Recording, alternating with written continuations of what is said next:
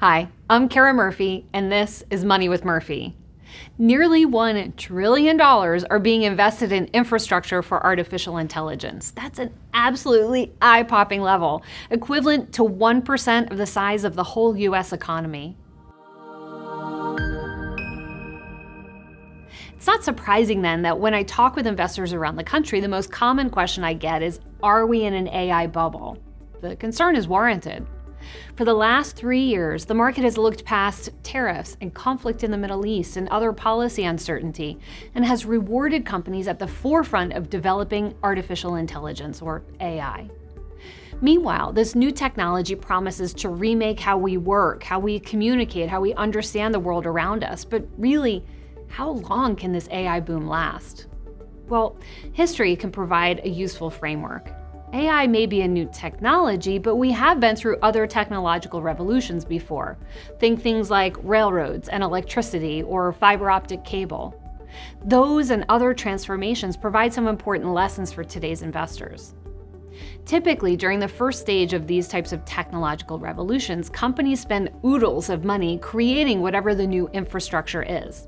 Think of the miles of railroad track that was laid in the first decades after the steam engine was invented. From 1860 to 1873, track mileage in the US more than doubled. Not long then after that railroad boom and bust, electricity was introduced to factories and individual homes. Utility companies rushed to build power stations and transmission lines. Or even more recently, fiber optic cable. In the late 1990s, millions of miles of fiber optic cable was laid in anticipation of internet traffic that was expected to grow exponentially kind of forever. The companies weren't short-sighted. They knew that the new technology they were building had huge fixed costs and low marginal costs, meaning it costs a huge amount of money to, say, build your first mile of railroad track, but not so much to build the second, and so on. So they were incented to build big and build early in order to get scale as demand grew. Sound familiar?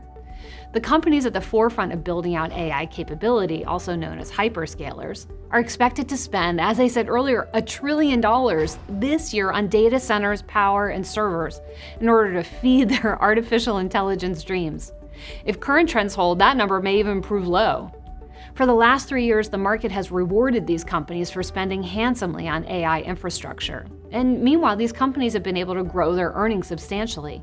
But still, investors worry, will the AI boom go bust?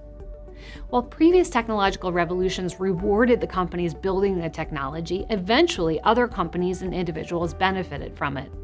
Merchants could ship their goods from one coast to the other with the help of railroads. Individuals could visit relatives hundreds of miles away. That same fiber optic cable laid dormant for years eventually powered Netflix and my family's weekly movie night at home.